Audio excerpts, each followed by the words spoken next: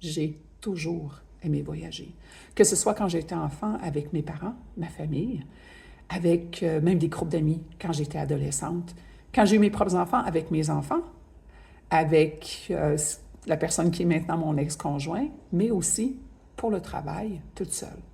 Mon nom est Mylène Labrie, puis j'aimerais ça vous partager mon expérience, à quel point le voyage, surtout le voyage en solo, a transformé ma perception du monde, oui, mais ma perception aussi, ma compréhension de qui je suis.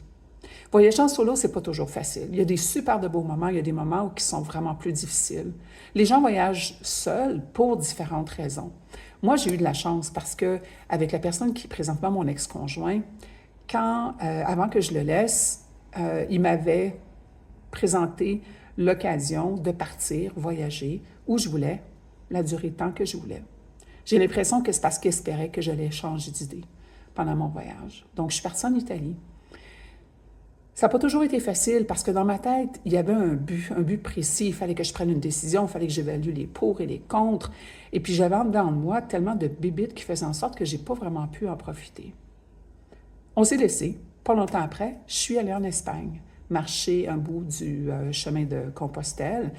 Et puis là, mon but était vraiment précis. Il fallait que je rencontre des gens, il fallait que je me repose, il fallait que je me ressource, il fallait que je décide qu'est-ce que je fais maintenant. Je l'ai laissé. Il faut dire que j'habitais aux États-Unis, donc le laisser, ça impliquait que je revenais m'établir au Canada. Ce qui n'était pas nécessairement négatif parce que mes enfants étaient ici, mes petits-enfants, ma famille, mes amis. Mais ça demandait quand même vraiment une grosse remise en question. Fait que c'est le but que j'avais. Il y a 3 mois, à peu près, j'ai eu un courriel d'une compagnie aérienne qui avait un concours. Puis dans le concours, ils demandaient aux gens de faire le tour du monde en utilisant leur compagnie aérienne ou des compagnies aériennes qui leur sont affiliées.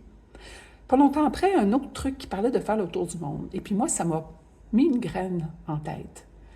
Et puis j'arrivais pas à m'en sortir, à arrêter d'y penser. Fait que je faisais des recherches à savoir si je faisais le tour du monde, où est-ce que j'irais. Et là, j'ai commencé à en parler avec mes enfants, avec des amis.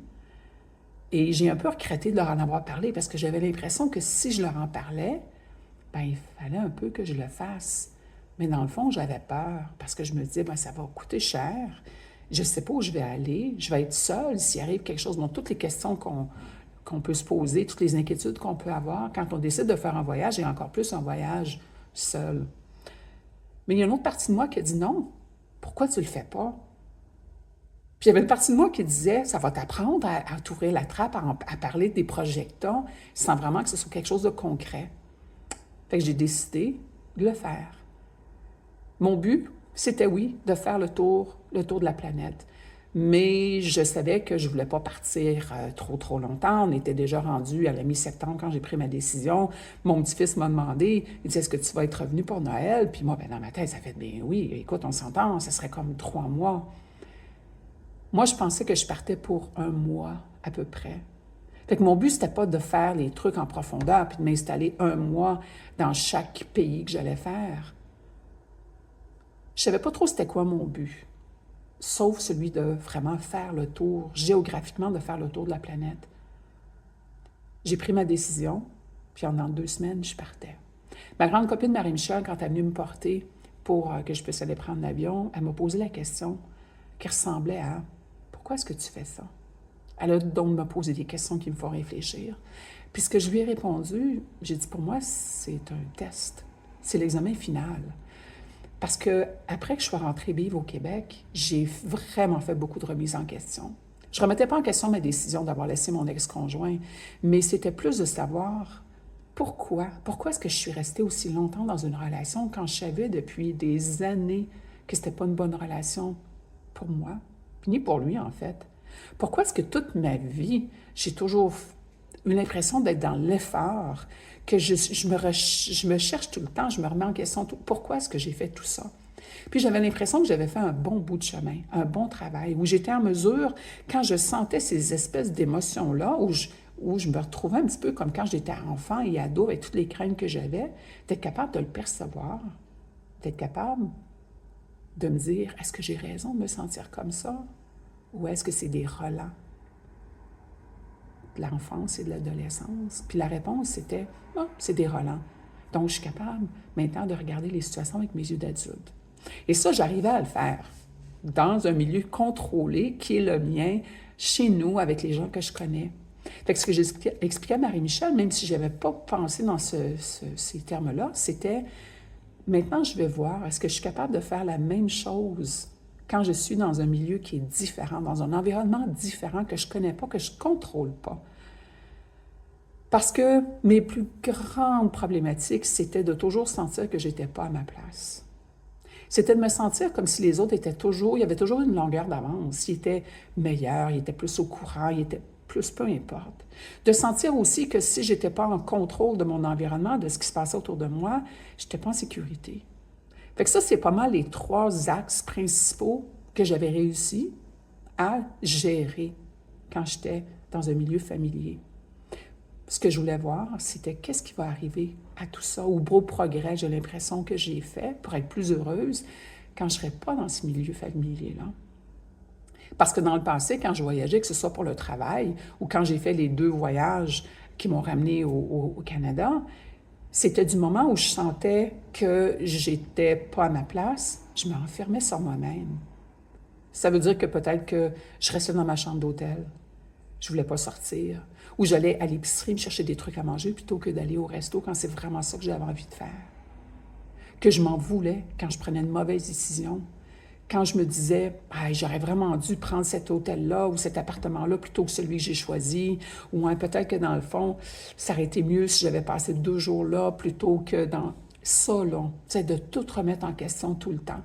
Je voulais être capable simplement de vivre dans le moment présent, de prendre ma place, de me voir comme une personne à part entière, d'aller vers les autres, de m'ouvrir. Est-ce que j'étais capable de vivre ça pendant je ne sais pas combien de temps? Bien, je suis partie le 30 septembre. Mon premier arrêt a été en Australie. Évidemment, avec le décalage horaire, je suis arrivée, je pense qu'il était le 2 octobre. Donc, j'ai perdu une couple de jours en avion, si on veut. Après, j'ai fait Sydney, j'ai fait Melbourne en Australie. Ensuite, je suis allée à Bali, en Indonésie.